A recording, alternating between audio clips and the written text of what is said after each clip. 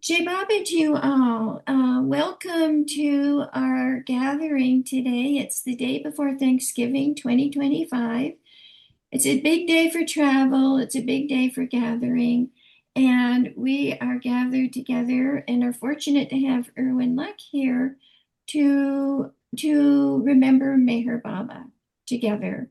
And so I want to welcome you, Irwin, and I'm going to step aside and say Jai Baba. Jay Bob, everybody. Well, maybe there is no questions. Everybody knows everything, so there's no questions Well, to ask. I have a question if you want a question. Go ahead, try Okay, me out. okay. So I was thinking, this is the holiday season, and you have spent time with Baba at his home, and you've and in addition to that, you have traveled in India. Speaking of Baba with other people, have you spent any holidays either with Baba or on the road when you were traveling and interviewing people? Have you had holidays with them? Um, Is this a question? yeah. Go ahead, ask the If question. you celebrated holidays in some way with Baba or with Baba lovers in India when you were taping. Well, I traveled a lot, yes. And I felt that after Baba had dropped his body, that it would be a good idea to film as many of the people that have actually been with him and not only met him but even lived with him to give their experiences and to tell just what happened, because I felt in the future posterity, so many generations of people to come will want to know all of this, and Bob is not personally available anymore to be able to uh, tell them anything that he would do in his human form. However, I've always known Baba to be quite capable of communicating to anyone at any time through the mental world, because in the mental world, there are no limits. You can contact anyone, anytime, anywhere, because everyone has a mind. And in that mind, you can explain whatever you want or answer any questions that a person may have in regards to their spiritual evolution. In fact, most people don't even know about a spiritual evolution. So Baba has to start from scratch with most everyone. And he did that with his books that he had written.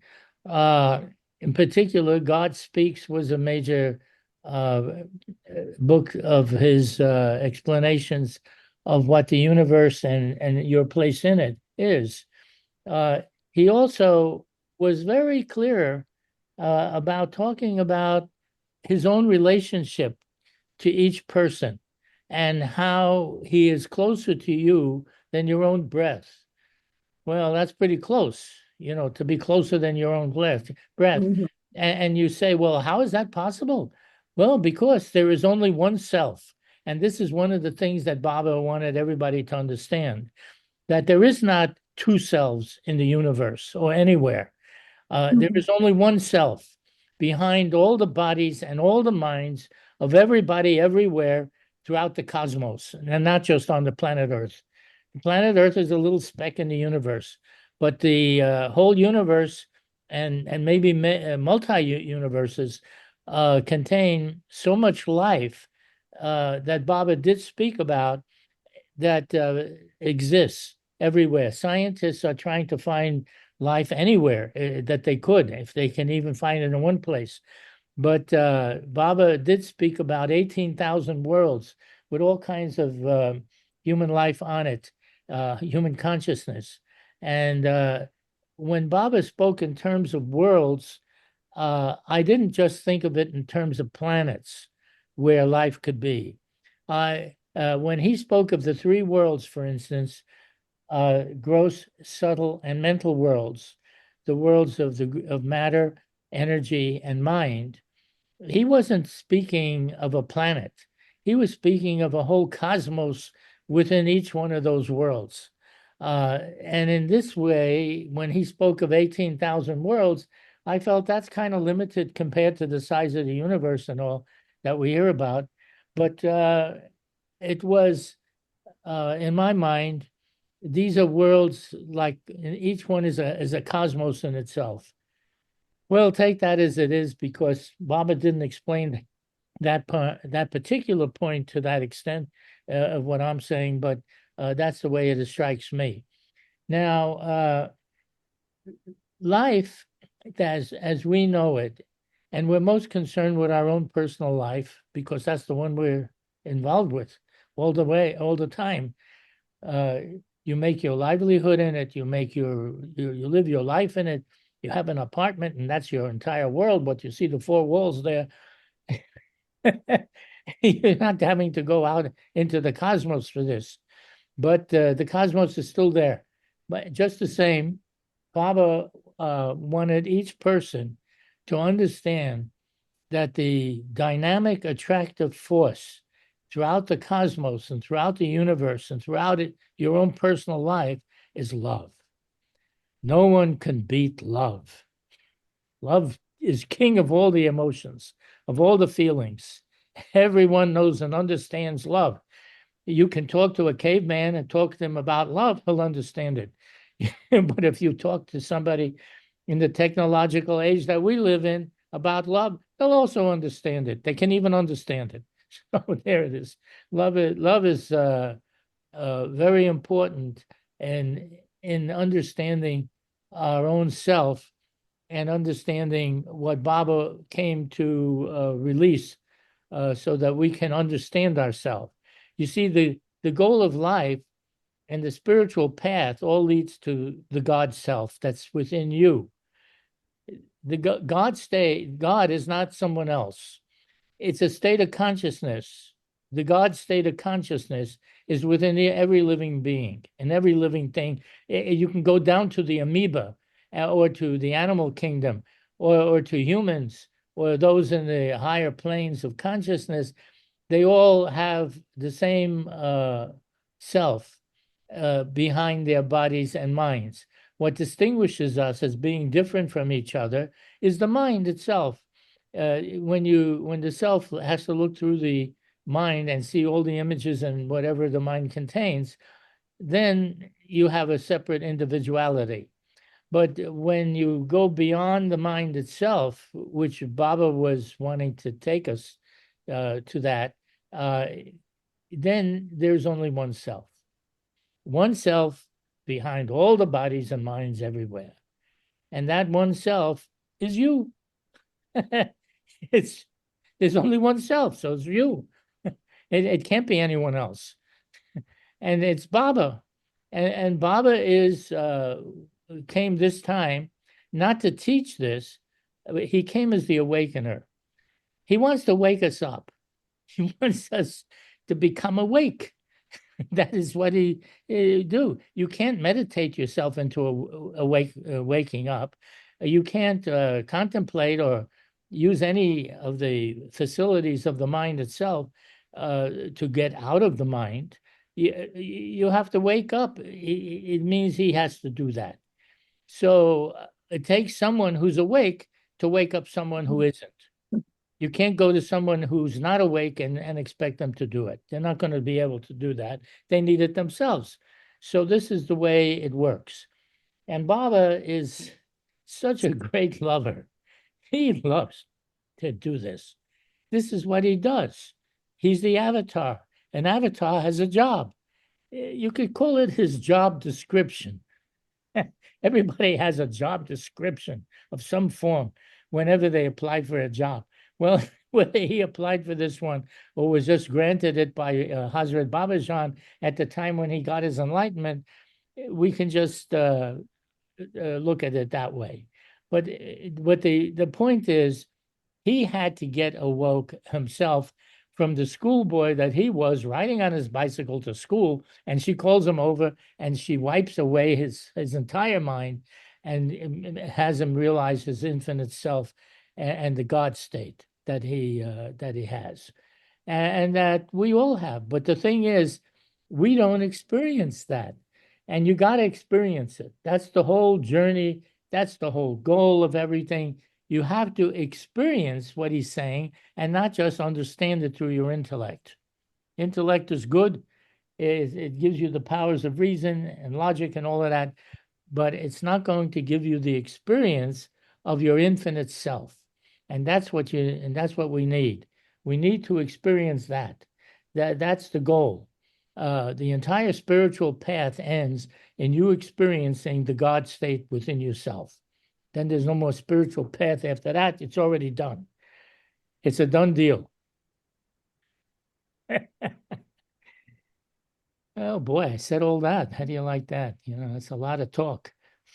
I have a question, or Hey, go ahead, ask if it. Baba Irwin. Baba has said that America will lead the world spiritually, but first it will have to be awakened. So, any thoughts on that? Yeah, my thought is exactly what he said. Yeah. America, uh, look, America is composed of individuals. We all live in America. Uh, it's just the same as saying we're all living on the planet, whatever country you're in. We're all human beings. We're all, uh, it's not a nationality per se, although he did say that the America as a nationality would uh, have a great service to the world.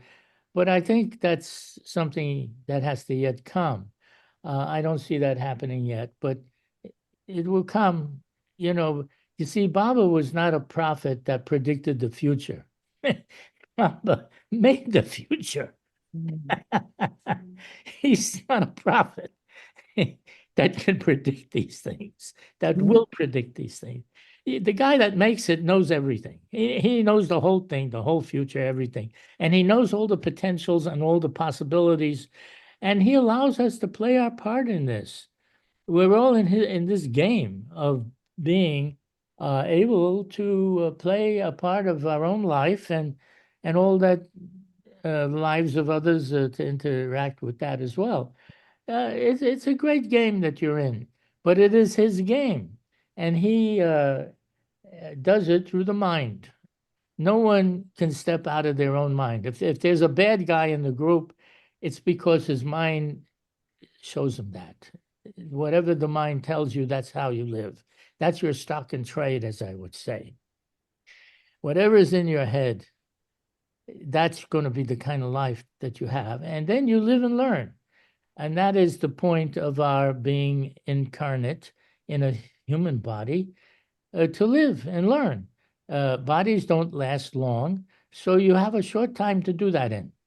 And then if you don't get it done, you take another body and you continue on like that because bodies are endless.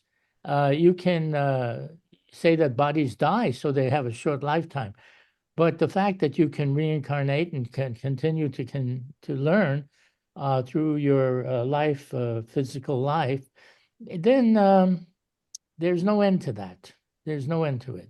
You see, Baba himself spoke of himself as being eternal. He didn't like when people thought of him as the body. And he kept saying this many times, even when I was there with him. He would say, "Don't mix me up with the body. I'm not that. I'm not the body." So he said, "You have to see me as I really am." So I said, "Good. I'm thinking that that would be a good idea. I'd like to see him as he really is, now that he mentioned it."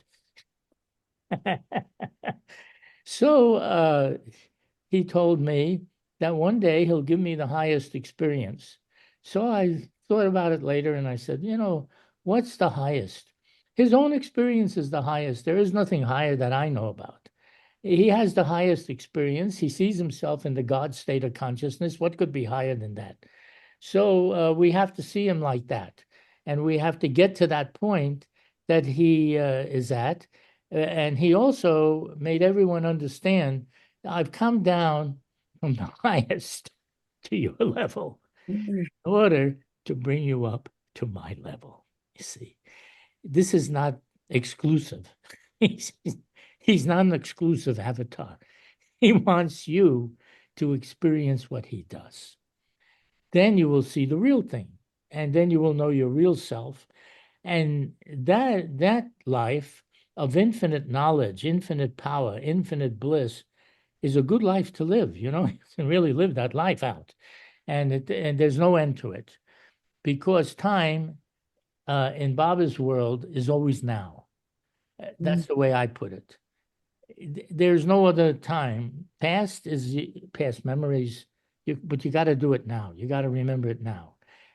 Future, you can anticipate the possibilities of all the things that could happen in the future, but you got to do it now. Everything is in the now. There is only one moment in eternity, and it's now. And now has no beginning or end. It's always the same, now. So when they say about when did God start, he can't start. It's always now. We think in terms of beginning and end because that's the way our lives are. We're familiar with that part, but not him. He sees it. Of course, he sees what we do, but at the same time, he wants to take us to another step, in the eternal step, the step of where you're always existing. You don't have a beginning to your existence or an end. You're as ancient as he is because we're all one. And one doesn't mean two. That doesn't mean me and you. It means only one consciousness, one experience, one self. But makes for the differences is that you're seeing everything through the limitations of your mind. And in the mind, things start and end. So then you think that way, you're thinking beginning and end. But otherwise not. So we have to get to his point. And the only way that I know, and Baba told me, and he told everybody actually, he said, the best way to gain your full self consciousness is by doing what I say. See, he's the avatar, he knows everything, so you do what he says. He said that's the simplest method. Now you can go any other method and any other path that you want, but you'll end up coming back to this method. You do what I say. And then if you do what I say, that's how it's going to work, because then he can wipe out everything that stands between you and your full consciousness of your true self. See, he has to wipe out that stands in the way. It isn't like you turn into something else. You just have to eliminate what's blocking the view. You can put it, eliminate what blocks the view, then you can see. Logic still works. All right, what else? Who else wants to say something? Does anyone else have a question? What? I'm asking if any of our participants has a question. Yeah, that's a good question. Okay, I have a question now. If we're not going to talk about celebrating holidays with Baba, I have a different question. It's this. So this morning when I was saying the prayers, my mind wanders often when I say the prayers, but in a nice way. I examine the words and think about them. And so I was thinking, who am I? Oh, Parvardagar. I'm speaking to Parvardagar in this prayer. And then I thought, who am I really speaking with if I am that also? So am I praying to my own existence? What's your what's your take on that? Well, it's a good question. You want to know who you're talking to, since we're all one. And he and you are one, not two, but one. Because that's what he said. Now, the thing that I liked particularly about Baba and his advent now is that he's explaining things that was never said in previous advents for thousands and thousands of years. It has always been known, because truth is always the same, and it's always known, but not everybody knows what it is. And Baba is telling us this thing that there's only one self, and that the mind is how you distinguish yourself between one and the other. But it's all illusion on that level, because in reality, it's not like that. So you're asking, who are you talking to now? When you say the prayer, you're talking to yourself. Uh, but you see, at our level, we have to distinguish between ourself and others. You don't have any other experience. This is the only experience we have. We only experience what we know through the five senses of our body, and even the body itself. Baba's telling us. He said, "Well, look, that is your experience, but it's all illusion. The illusion is that you think that that is all there is, because that's all you experience. You can only think what is by what you experience. So you have that experience that everything is separate, and you're a separate individual, and I'm someone else, like that, you see. So Baba is saying now, and he's telling everybody, that's not how it works. It's that is imagination of the mind. The mind creates that imagination. That's all you see of it, and so you think that's it. But now I'm telling you what is beyond imagination, that you have no experience of it at all. You don't experience being beyond imagination or beyond the mind. You don't even, you're lucky if you even understand what the mind is, much less to be beyond it yet. So Baba is telling us this. He's giving us the understanding of it, but not the experience of what he does, what his experience is. And now it's our journey to get the experience of what we understand. See, understanding is for the intellect and for the powers of reason and logic that you have. So he can tell you that much. But when it comes to the experience of it, that's an entirely different thing. Now, in the book God Speaks, there is the 10th chapter. And if you look at that chapter, it's only a half a page long. Chapter, one half a page. So what's so meaningful to make a chapter out of a half a page? Because in that half a page, he tells you the whole thing. He said, it's not, he says, you have to experience what you need to experience this, not just understand it. Understanding doesn't give you the experience. And he says, now this is what you need to get. So he's telling you where you have to go. And then later on, he talks about the perfect masters and the God realized persons and the avatar himself, who are the ones responsible for your enlightenment, to get that experience. That's the enlightenment. When he got the experience from Baba Jan, it was the enlightenment of everything. He saw that he was the only one that existed. There was no one else. And why is he only the one? Because when you see your true self, you see yourself as infinite, limitless. There's no room for anyone else. You're infinite. Where's there room for someone else? There's no room. At least that's the way I think of it. You're going to be infinite. Is there room for somebody else? You're the whole thing. You're everything. And that's what you have to experience ultimately. And that's what Baba does as the avatar. That's his job description to help you to get to that point where he clears away everything that stands in the way of you having that experience so that you can view it and you can know what you are. Boy, I said a lot that time, didn't I? Next. Is there Anyone else like to ask a question? I think Patrick looks like he's going to ask a question. No? Yes? Ask. I can't tell. Yes, hello. Nice to be here today. Thank you.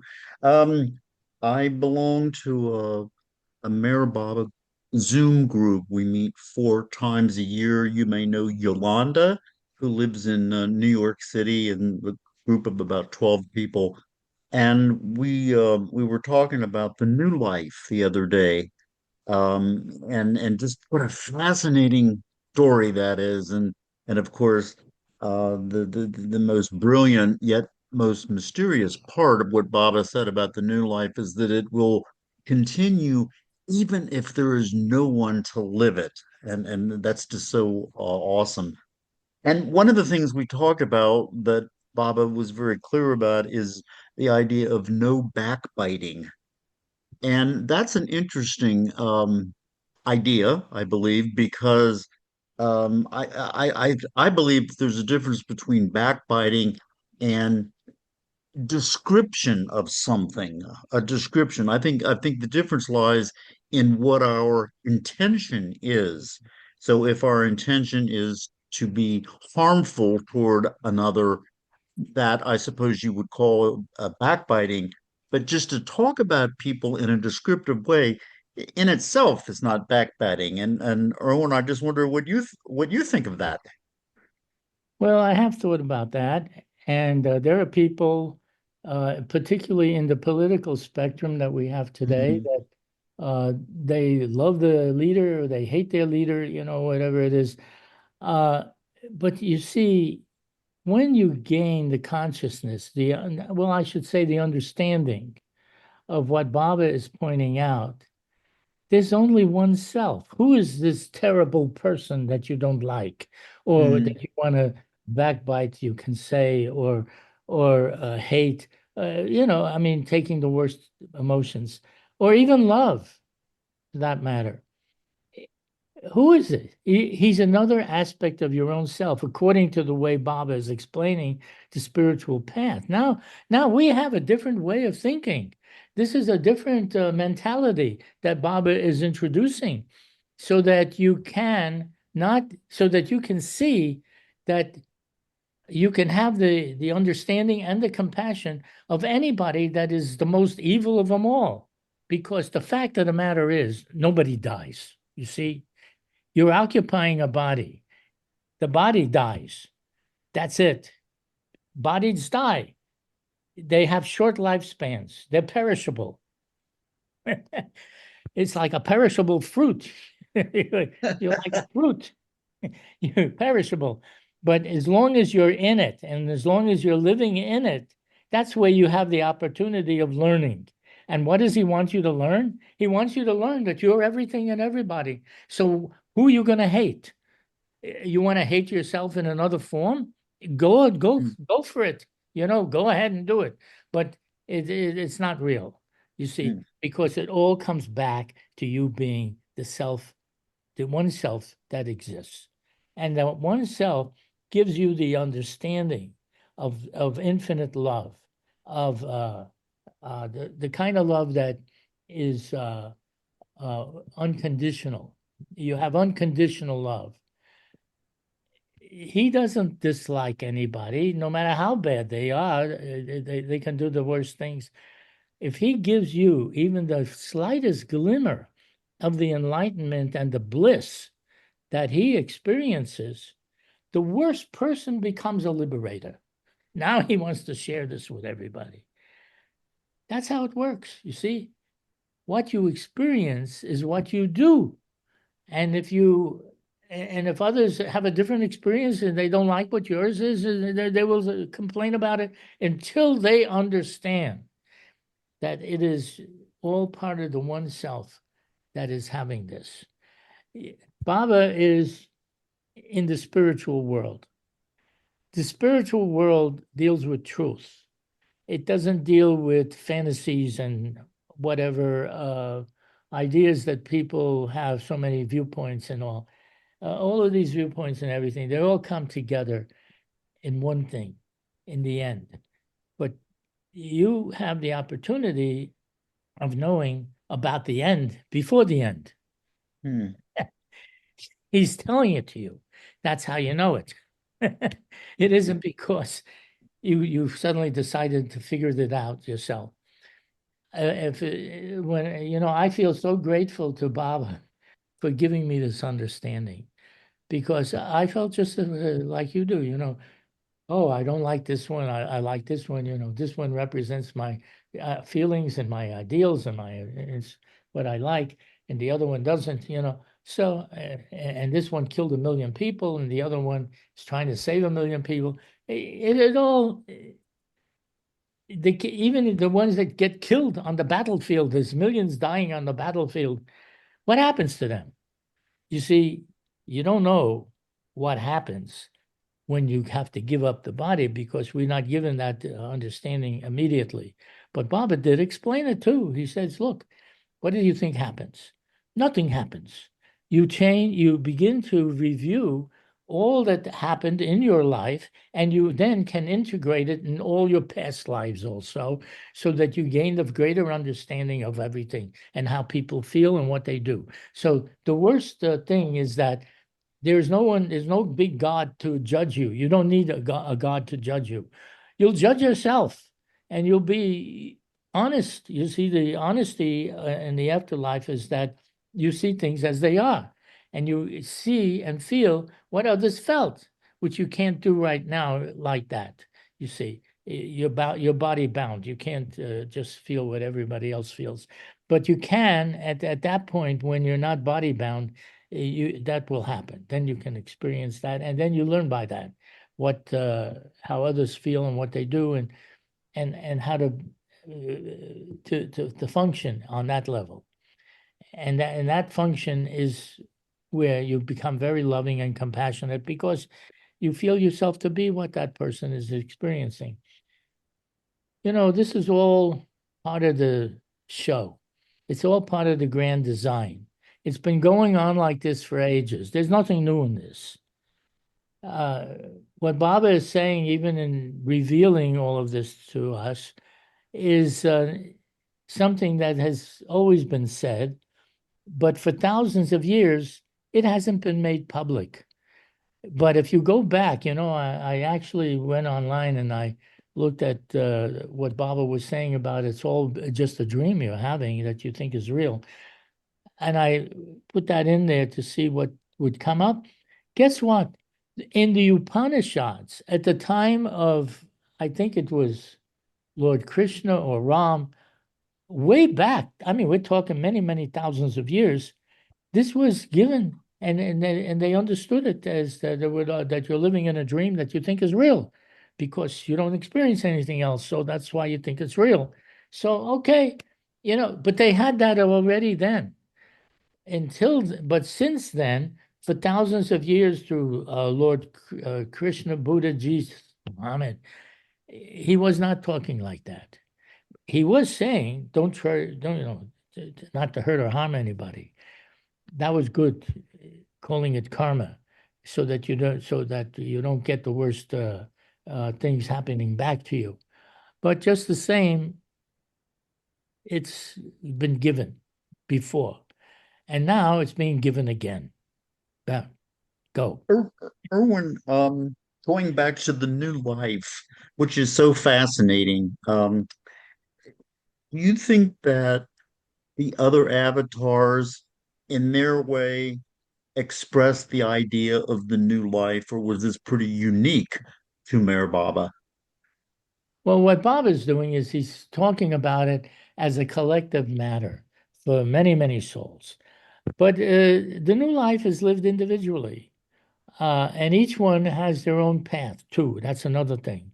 It's not the same for everybody, because we all have different minds and different impressions, and so we have to deal with all the differences. But now, this new life, Baba spoke about as more of a collective matter for many souls. He did tell us that when he came to his next advent, that he would visit Japan, and it would be for the scientist that he would come, because the world would be at a very high level spiritually, as well as materially, and in all facets.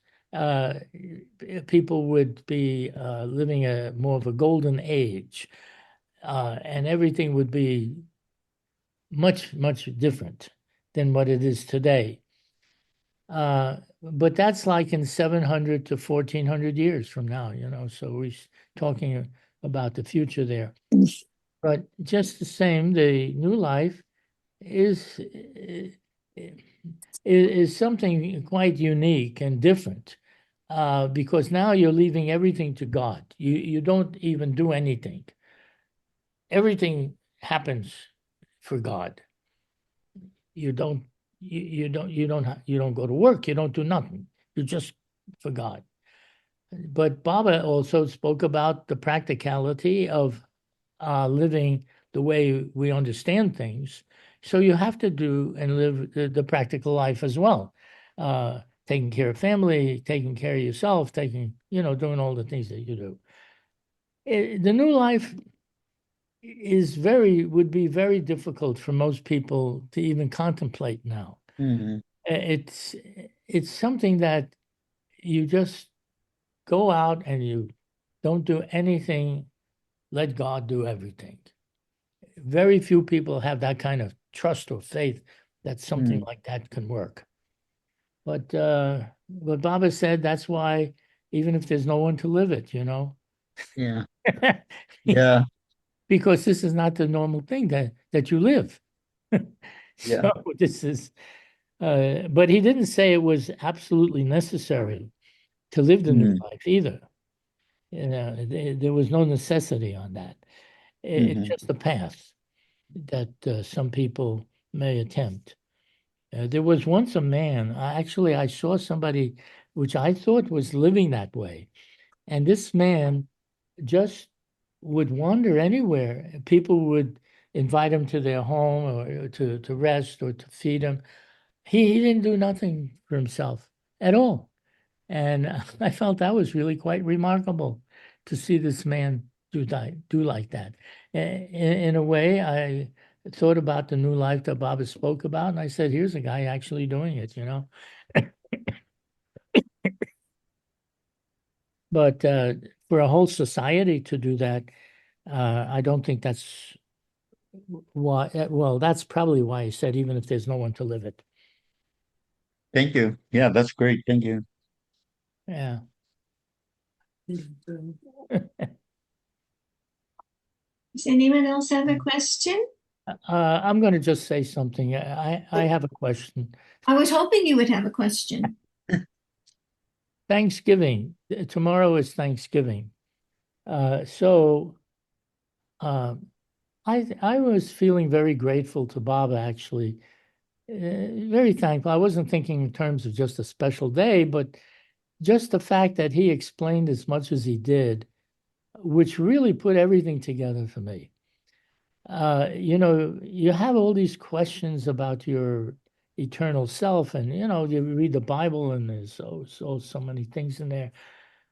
I was tired of reading the Bible. I was not wanting to just know what other people have experienced, like these prophets that you read about the prophets, and they have their connection with God and they speak to God and he talks back to them. None of this happens to me. So I was thinking about that. I said, now I want to experience something too. I don't want to just be reading about other people's experiences. So when I went to see Baba, it was for him to show me God. I wanted him to show me God. That was the reason I went. I felt that he, from all that I read, was in that God state, and he could do that. You see, nobody else can do it, but I felt that he could do it.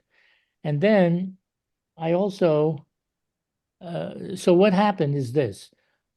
When I did see him, one of the first things he asked, and I understand he asked this to others as well, what do you want? It's one of the first things he would say, what do you want? So I said, I want you to show me God, and I want to be like you. So then he said, stay close, stay close. And with that, he took me with him wherever he went. I was there for 2 weeks. And wherever he went in the car or any place where he went, I was right there, and he made sure that I was close. If somebody got in between me and him as we're walking along, Baba would stop, and usually there was a big crowd of people behind him, maybe 100 people even, and they would all stop, and he would take me by my collar and just pull me over to where he was, and then we continue walking like that. That's what would happen. Stay close is the answer. So you stay close until this day. It's no different, I mean, I don't see him physically. I'm no different than anyone else in that regard, but close, you can stay because you have a mind that you can stay close with. There it is. Evolution to the lower kingdoms of life brings you up to the point of having a consciousness that is a complete consciousness. As a human being, you have a full consciousness. All the other life forms have consciousness which is very small, but it grows through evolution, and it grows through the animal kingdoms and all. The animals, they have this what's called a semi-consciousness. They are conscious, but they're not as conscious as a human. But then as they evolve further, they finally get to the full consciousness of the human, because after the human consciousness, you can't grow anymore because it's already full. And that's why it's capable of knowing the true self, because the true self, your real self, is infinite. You have to have a consciousness to experience that. Otherwise, you can't experience that. So that's why you have to go through evolution and all like that to gain the full consciousness as a human. And now you have a purpose. And the purpose is to know your true self as being infinite. That's called the God state, the infinite God state of infinite bliss, infinite knowledge, infinite power, infinite love. Everything is unlimited. Infinite means unlimited. And that's where we are now. We have to do that. And Baba comes into the world to assist in that effort. So you have it, so that you can actually experience it.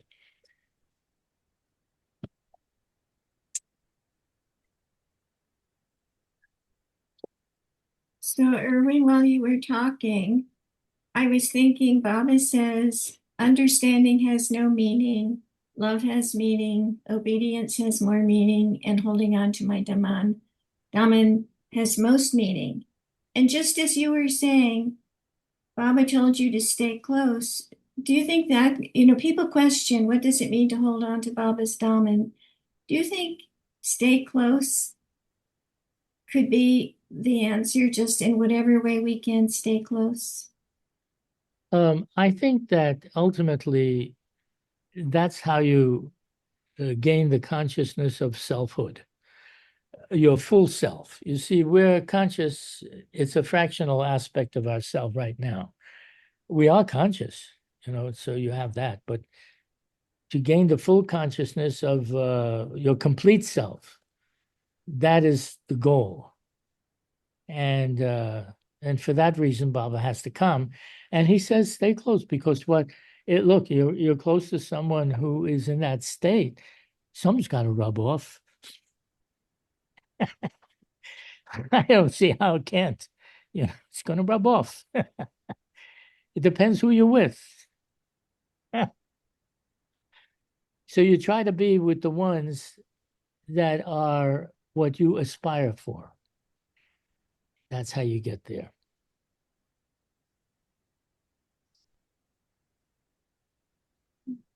Beautiful words. Do we have any other questions?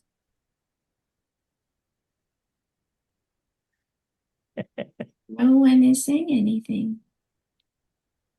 This has been lovely, Irwin. Is there anything else that you feel that you'd like to share right now? Well, I don't know. It's they said that first they told me I would start at 2:00. Then the meeting starts at 12:00. So I got an email about that. So here I am. You are here. Yeah. Well, someone says share more. B, I think that's Barbara, says share more, but that's what I've just asked. I think what people like to hear about mostly is personal experiences that happened with Baba himself. Baba was a human being. He was a man, and he said that he was uh, very human. Someone asked him if if he was human. He actually asked him that because you hear about God being so infinite and so much far beyond what your personal experience of things are. So they asked him if he was human, and Baba said, "I'm more human than you." That's the way he put it. And as a human being, he was very friendly and very likable. You could really like him. And he didn't show his supernatural capabilities. He showed his natural capabilities in which he had understanding about everything. You did feel that if there was anything supernatural, it was the fact that he could understand everything. He wasn't demonstrating his powers. He wasn't demonstrating giving you bliss, infinite bliss. He was demonstrating that he likes you. And you can like him too, back. You see, you like him back. He was a nice man as far as a person goes, as far as human being goes. He was a lovable person, and he wanted you to feel that's what he wanted you to feel. He wasn't trying to make himself different in the respect of his divine powers and abilities. Now, behind the scenes, there's no end to what he would be able to do. But in front of the scene, what you're looking at, just wanted you to take him as a friend, someone that you could like and love. It was just a family man. He was the family man. What? Go ahead. Go ahead, Patrick. Yes, hi. Irwin, I'm wondering, do you have a personal favorite story about Baba's sense of humor? I love the stories about how humorous he was. I'm wondering if there's one that comes to mind that you would share with us. Well, one of the things that made him laugh, there was this couple that came for Baba's blessings. They were planning to get married and they wanted his blessing. So this couple is coming up and Baba is chuckling and he's just, you know. So they come and so Baba gives them his blessing. All right, go. Then the disciples asked Baba afterwards, what was so funny about this, that this couple comes and Baba said, these two were warriors in past life and they were always fighting with each other. And now they're coming hand in hand asking me to bless their marriage. So to him, this was really the funniest thing you could see. There was another incident that I recall.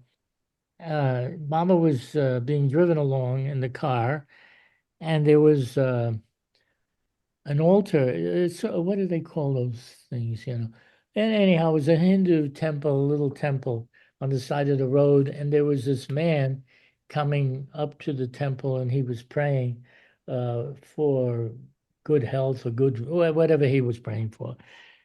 And Baba started to laugh again. He was just chuckling. You see, Baba never laughed out loud, because he was in silence. But he would chuckle and his body would be moving like that. So then they said, Baba, what was it that you were laughing about? And Baba said, this man is buried in that tomb from a past life. He's buried there, and now he's going there praying to himself about what he wants. Things that he wants. He's praying there. So to him, that was really very funny. Past life humor, you could call it. Because he sees these things, we don't have insight into that, but he did. That's the way it works. You'd be surprised what you've done in the past and how things are so different now. Each time you live a new life, you have a new start. And what prevents us from knowing about reincarnation is basically memory. You don't have memory. And the reason you don't have a memory is that when you take on a new body and you incarnate, you get a fresh brain. And the fresh brain, it doesn't remember anything of the past because you need a fresh start. You see, you can't be burdened by whatever happened before. Now you have a fresh start. And so the way that the system works, I call it the system because it's been working like this for ages. This is nothing new also.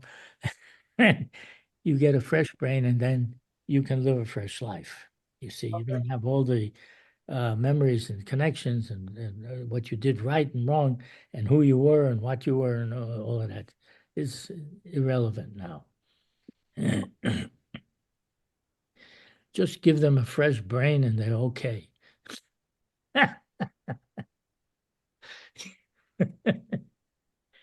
What else? You see, the whole thing is like a joke in a way once you begin to understand how things work. So I've been writing poems, and the poems that I write tell a lot of truths in it, but they also have a lot of humor in it because it is humorous. It isn't like I made the whole humor up. It's things are humorous the way it works.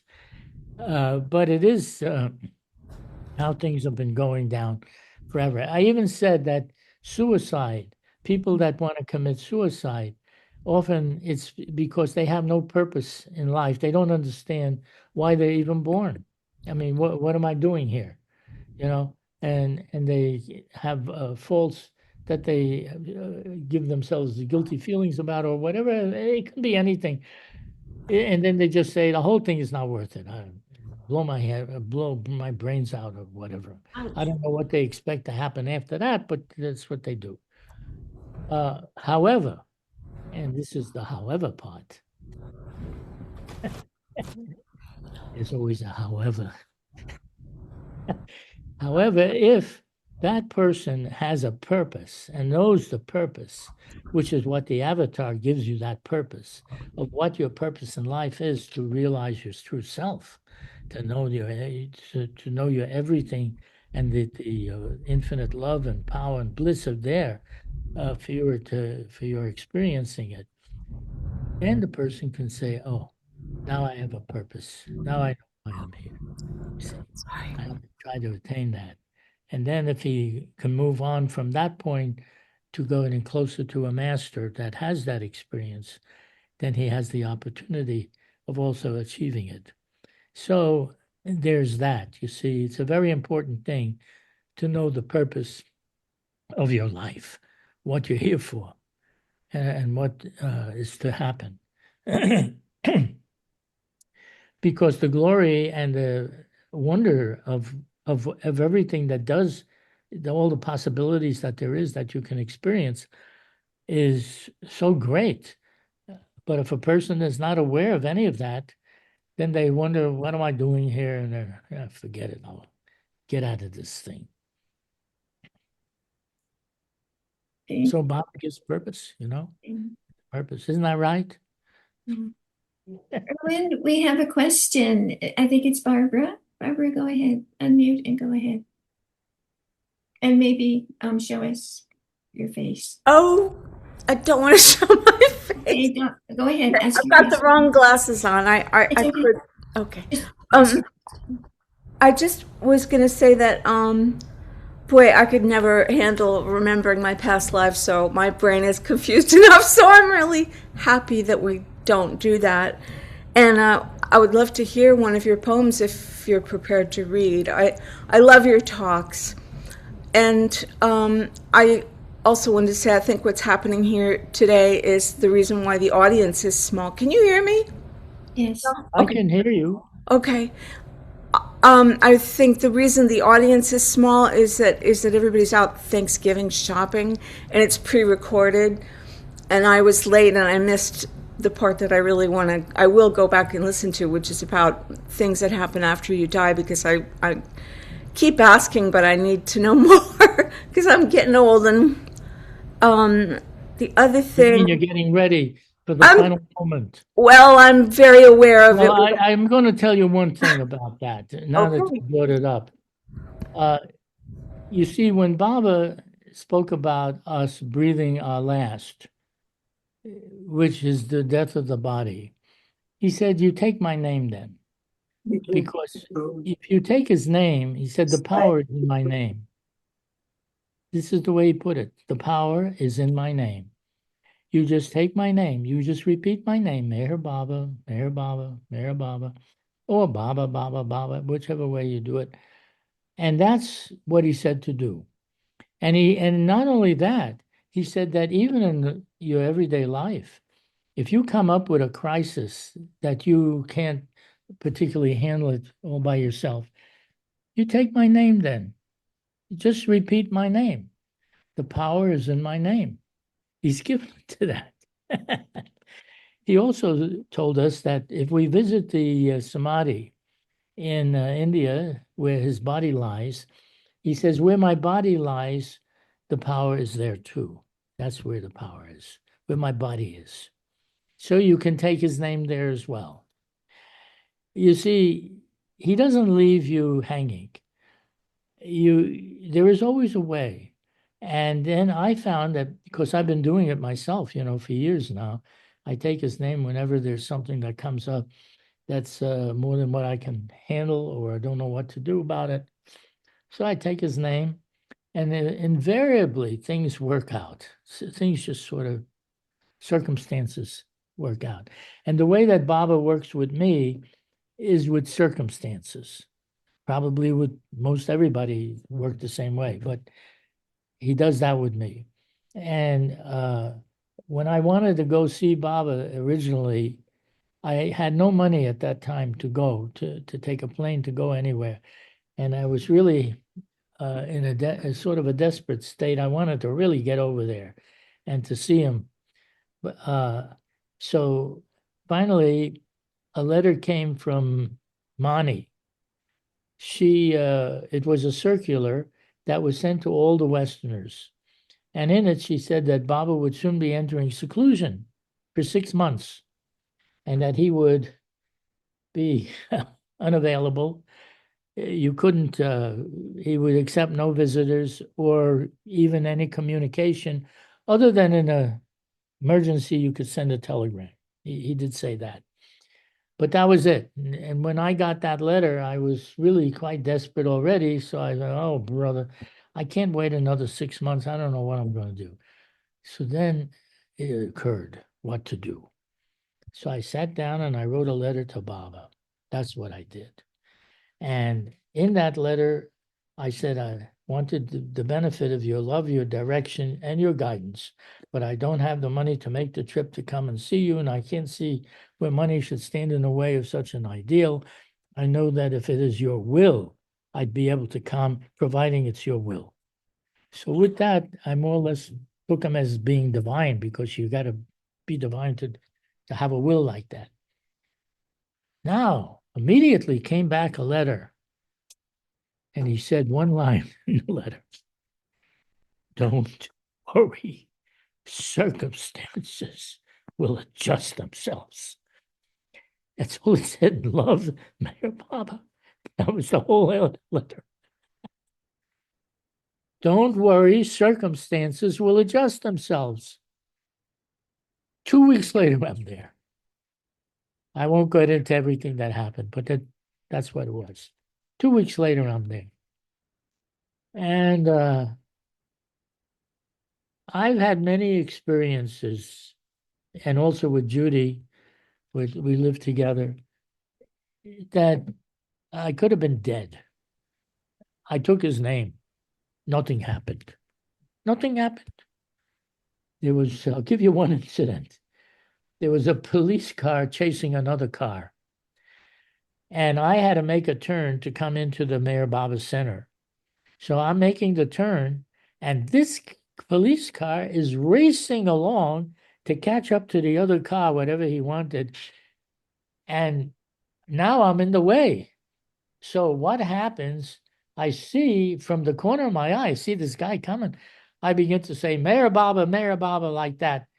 And he slams into my car. Boy, did he slam into it. He demolished the entire back of the car. The back seat was all crushed in. And the passenger side on my car also got crushed in. And I'm sitting there, nothing happened. I'm sitting in the driver's seat and I'm fine. Nothing happened. The whole car is demolished and I'm okay.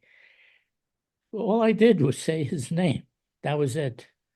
I've had other experiences too, in which I should have been dead, which means that I wouldn't have been talking now, but not here anyhow. Anyhow, it happens like that. So I say, do what he said. He said, take his name. Now, one last thing I'll tell you. That is Fred Winterfeld in New York, was the group head of the New York Baba group.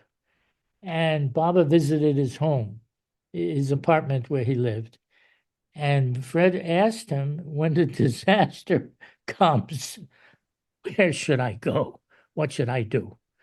And Baba said to him, because this is what he told me, he said, no place will be safe. You take my name. That will be your safety. So now everybody knows the same thing that's listening. That's what you do. You don't have to wait to drop dead. Yeah, you can just do that before too. and things will be much better than what it would have been. Because I know that from my own experience, which happened quite a number of times actually. And Judy too, she was in the car. There was one time we were in the car. Well, that's a different story.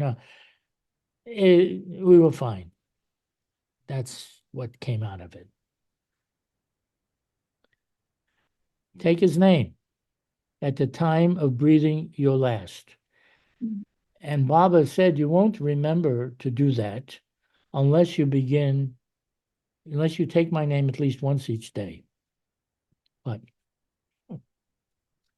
Go ahead, Patrick. Yes, Irwin, I have a quick question for you. I noticed over your right shoulder on the wall, beneath the clock, there is a painting. Is that a painting that was done by David Harrison? David Barrison, yeah. Yeah, I want to show you something that I have in my bathroom, if you can see this. Trying to see it. Can you see it, Jude? Okay, I'll make it big for you. Just a second. Keep it there. Keep it there. It's lovely. It's Baba in front of the Okay, cabin. Yeah, Okay, it's Baba standing at Oh the yeah, I see it. I can see yeah. that. Yeah. It's very similar to the painting that you have. How serendipitous is that? Well, this one is just of the cabin, whereas that one, Baba is in it. Oh, well, I think he's in yours too. You just don't see him. Right, I don't see him. No, I'm being Oh, he's silly. right. I don't see him. Yeah. But yet, the one that you have, I see David Drew Baba in there. Yeah, it's there. Yeah, that's really nice. It's a very nice one. Yeah, it's beautiful. Yeah. You want to switch paintings? What's Never that? Yeah. No, I'm just joking. I do joke occasionally, once in a while. Every so often, as much as I can. Keep it up. I am. I'm doing exactly that. I'll take your advice. Keeping it up. Yeah. I was telling you earlier that I wrote some books. I was amazed how many books I wrote. Do you know 13, let's see, 14, 15, 16? I think I wrote 16 books. Wow. How do you like that? 16 books. I don't know who's going to read it, but anyhow, I wrote them. And one of the books is Irwin and the Avatar, and that I think was book 5. There was uh, a poem, because these books each contain 50 poems that I had written. These are verses, but they're all very much, all these things that I write, and they send them out one each week. If you ever want to get them, they come out once a week. You can send me your email address and I'll put you on the list. But the thing is, this particular one, let me just, you'll excuse me for a minute. Maybe I can find it. I wanted to read this to you.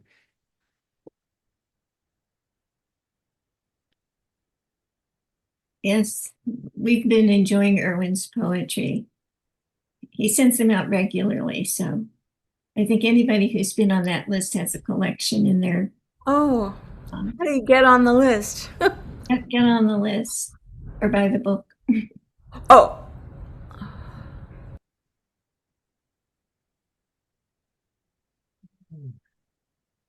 Where I put it.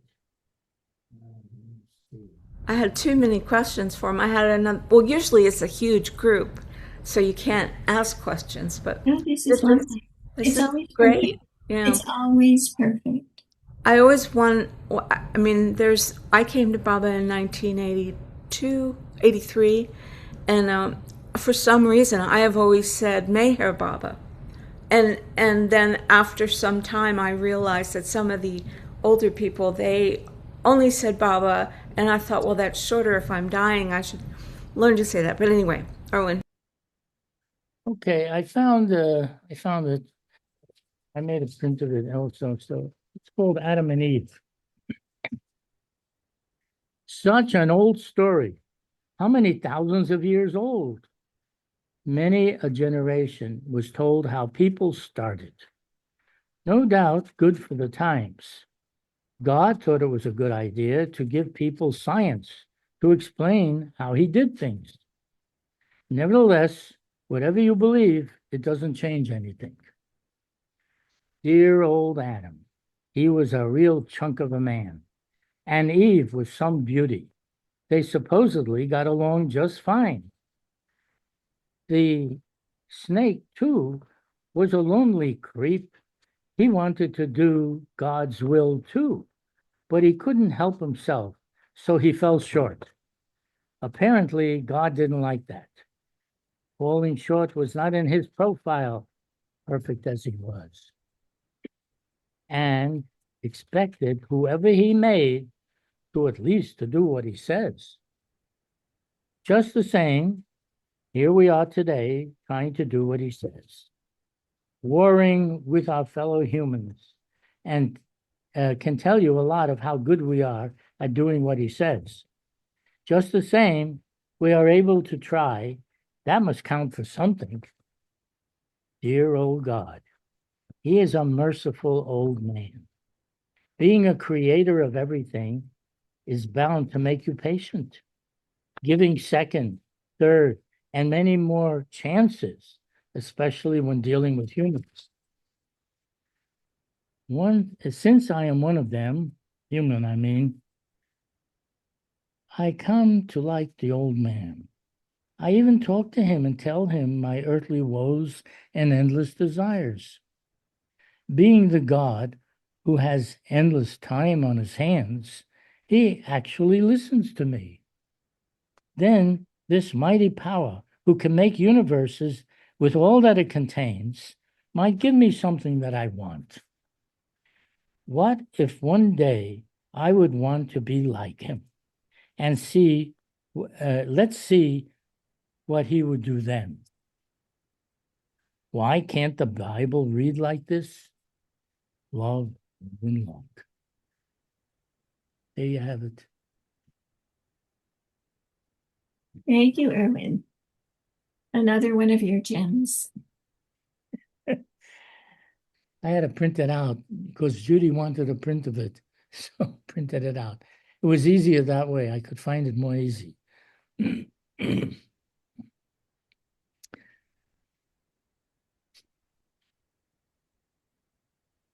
So, Hey, what is he doing?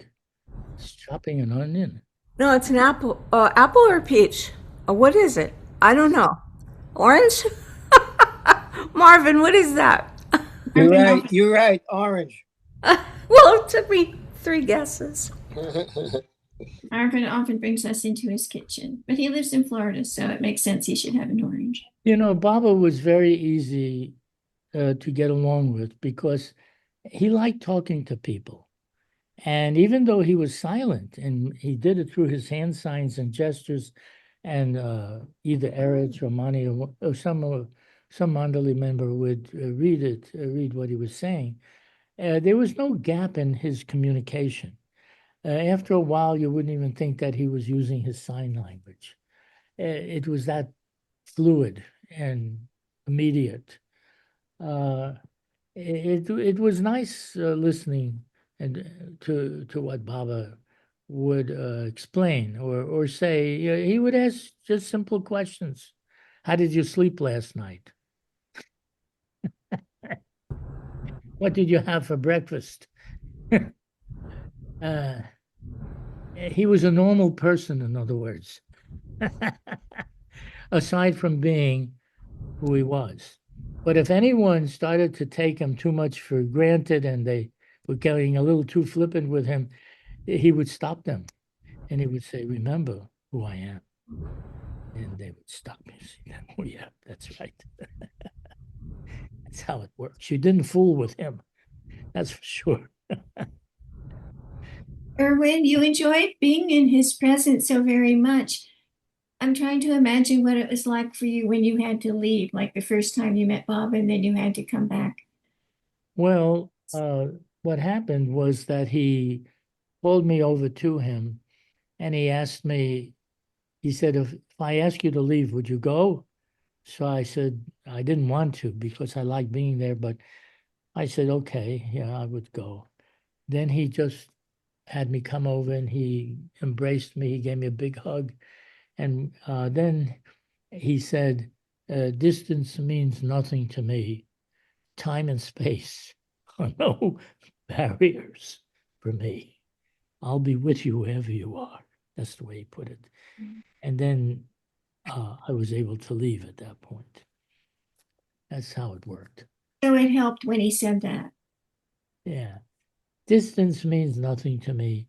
Time and space are no barriers to me. I'll be with you wherever you are. And that's how, because that's how he is. You see, he can be with a person any place. He's not limited by the physical body. That's what it's all about, you see.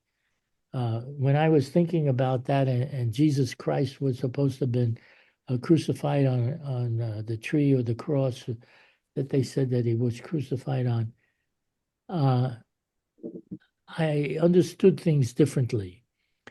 That there he is, not the body. And they're whipping the body and they're making it bleed and they're puncturing it with nails and doing whatever they do to the body. The body is reacting the way it does.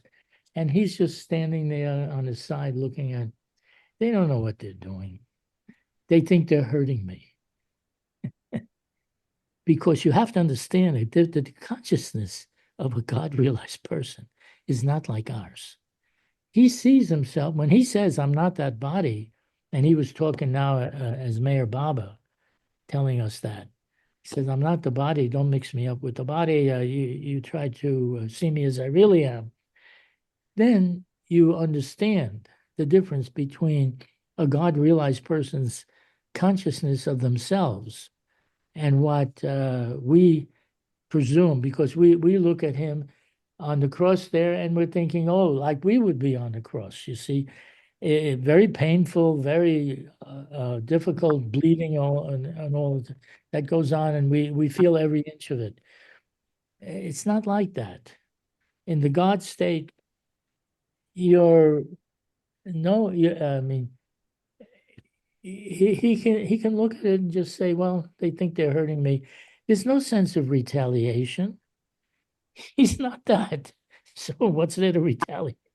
He just looks at them and they're pitiful, that they don't understand.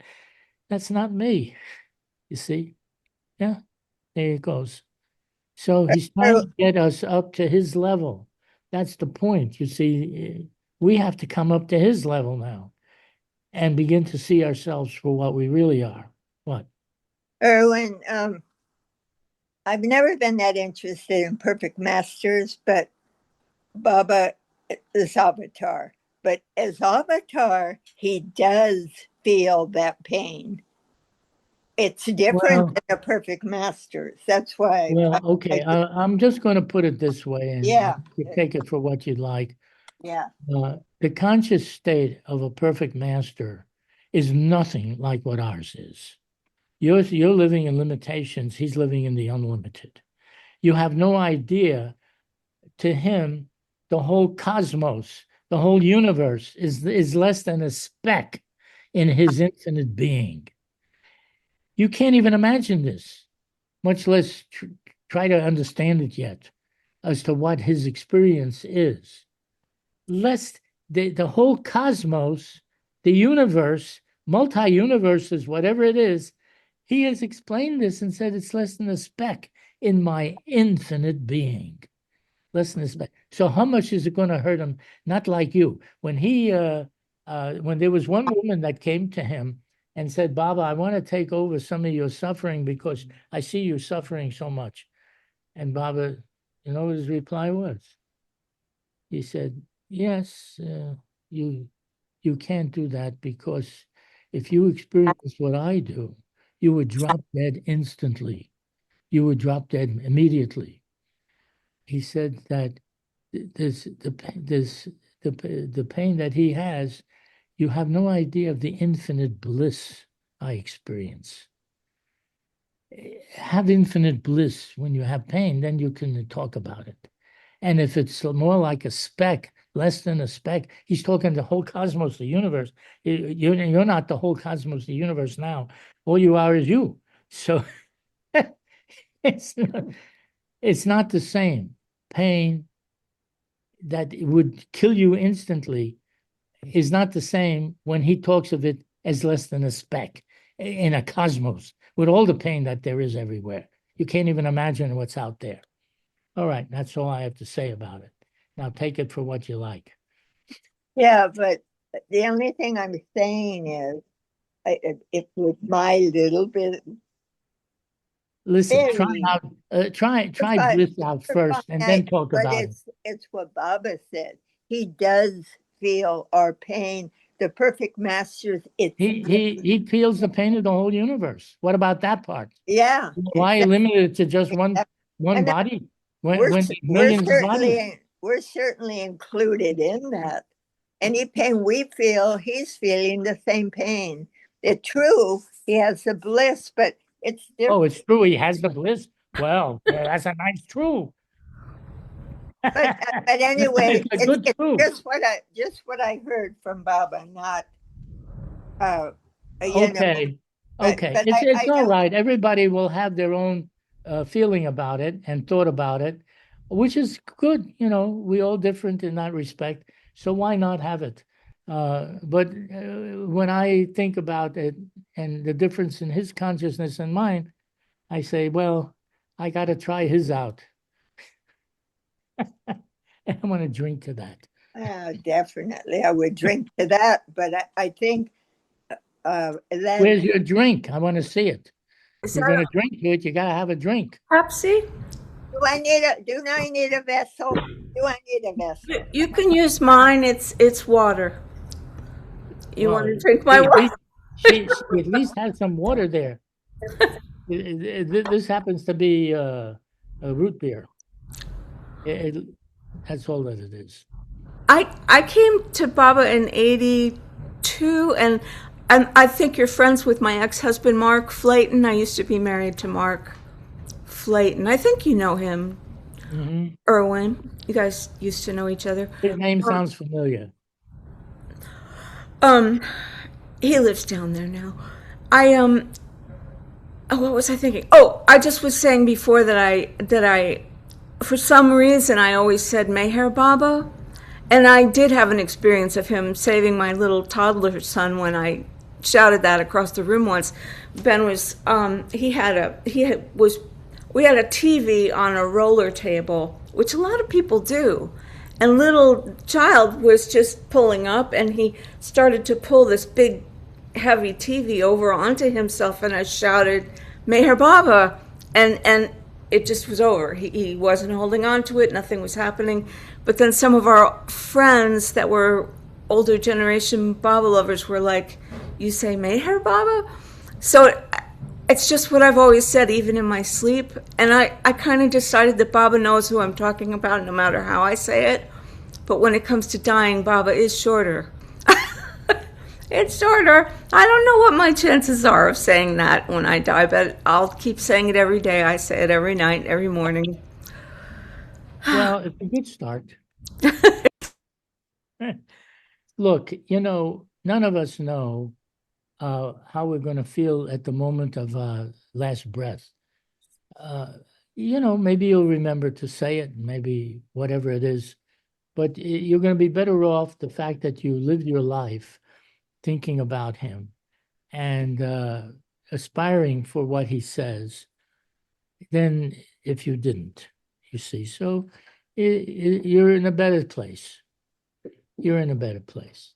I have no idea also because I'm not any more aware or conscious of my after death state or what I read, and I read and I see different things on television. They have near death experiences. People seem to come back after having been dead for a little while, and they come back and they tell some stories about what their experience was. Well, there it is, So, but in the meantime, we each have our own life, and we there's nothing we can do about it.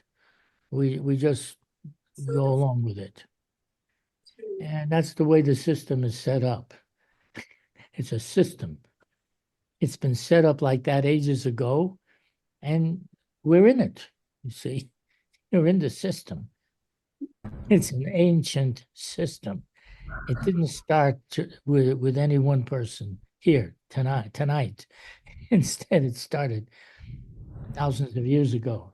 When I read about the Upanishads, I saw that they were already talking then about the whole thing being a dream that you're living in, and you think it's real because you don't experience anything else.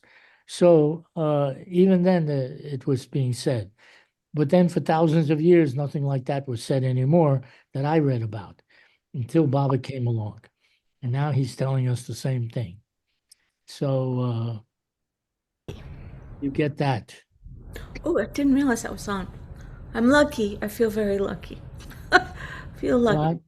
I feel very lucky, and I'm grateful that you have presented Baba as the friend, because my mind will go elsewhere with that, and it's better. My dad also was very hostile to Baba in the beginning, Oh, but then oh boy was he hostile, and he wrote letters to Baba, terrible letters. Baba always answered him in a way. He said, "Baba is very happy that you sent your letter expressing yourself. And now, Baba wants you to know that your sons Baba likes family harmony. And these are all the things that he liked, you see. So now he's hearing Baba saying this instead of retaliating against what his hostilities were and what he complained about. Baba ignored that totally. And he just told him all the things that he liked. And then after a while, my father said, Bob is my friend. Friend, become a friend. And before he passed away, when he was 94, he passed away. But before that, he told me that he said, "Now I am one of you." This is the way he put it. But to begin with, you could never have heard him say anything like that. He would never have said that. But now, towards the end of his life, Baba turned him completely around, just with simple love. There was nothing hostile in Baba's replies to him or judging him for anything. No, there was none of that. He just told him all that he was a good man. His things that Baba said to him. So there was nothing not to like. So once he began to get this mail, then if he didn't get a letter in for a while, then he'd start to complain, why hasn't Baba sent me a letter? He would start to complain about that. Well, so be it. I wrote a book, Irwin and the Avatar, My True Story. And if you want to know what really did happen all those days, I've even included some of his letters when he was the most hostile person, as well as what happened later. So you can look at that too. I've read that book, Irwin, and I thought it was so amazing how the way I interpreted it is that Baba became a member of your family, and because of all of the correspondence and instructions and Yeah, emotional Baba was the participation. family man. Yeah, He was the head of the family. yes, that came across in the book. It was just amazing. Yeah, yeah. Well, Well, I'm noticing we're coming near the end of the time that we had planned. You're certainly welcome to continue if you feel like you want to. well, I haven't got that much more to say. Probably if somebody wants to add something that's different, but otherwise, we did a lot of talking, and maybe it's enough. I don't know. Well, Drink to that too. I don't see any questions. See? Last chance for. Where's Rosalie? She disappeared. No, I'm still, You didn't disappear. There you are. no, but it's so funny. I was thinking of a funny thing. I thought, well, what I think of the Avatar's experience of coming and suffering. I mean, it's like, I Listen, don't, I everyone would, has to feel the best that they can with Baba. And if that's how it makes you feel good, you stick with it. oh, That's the no, way that's it's what I not, said. it's Because not a good matter of feelings, feeling good listen, or, good feelings are everything. It's all about the feeling, especially love and happiness. For Rosalie, Like that. joy is the operative word. I Joy. like joy. I like joy. You like Joy too. She likes to dance also. Ask her. I like to move. I like Yeah, to move. she's a Yeah. dancer. Well, I see that Anthony Cortez has left, but he also left a message saying, "Thank you, Irwin. This was wonderful, Jay Baba." Who was that? Anthony Cortez. Oh, okay. Florida. Yeah, He was quiet, but he was here. yeah. Yeah. Thank you, Yeah. everyone. Well, now there's just the three of us. No, It's I been do. reduced. No, excuse me. Number 4 has just showed up. Wait, I like the humor you bring in sharing because I don't think people appreciate Baba's humor that much. Like I mean, like say his relationship with Dr. Ghani, and it's just like this, um, and the Leela of the whole thing of God coming. listen, Baba liked jokes and he liked entertainment and he liked music. He liked all these things that people like together, just like us. I mean, he was a man that enjoyed his life as a human being, as Yeah, well as being in the divine state, which sounds good to me. It sounds really nice. yeah.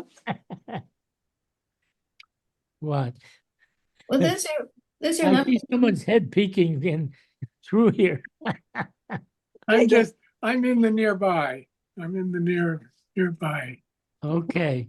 Okay. He's on the I'm other in side. I'm in earshot, as they say. All right, well, you're in the right place.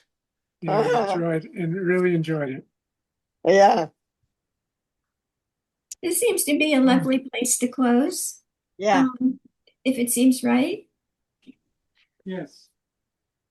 unless Irwin would like to speak one or two or many more What? things. One more thing. Okay. Well, I've said already plenty. You Okay. recorded all this? Good and plenty. Yeah, good and plenty. It was really excellent. Thank you so much for being here with us today, Irwin. I've totally enjoyed it, and I think everyone else did too. Tomorrow they want me to talk over at the center, the Mayor Baba Center, for Thanksgiving talk. I don't know if I said anything about Thanksgiving, except I thank Baba for what he's done. That's Maybe what you that's, started Yeah, with. maybe yeah, that's the best Thanksgiving there is. It's Yeah. absolutely. yeah. Yes, I'll drink to that. Jai Meher Baba. Yeah. Okay, Mayor Baba, Jai Baba, off everybody, we go. Mayor Baba. Jai Baba. Stay close. That's what he said. Yeah, yeah. Keep breathing. Yeah, don't stop.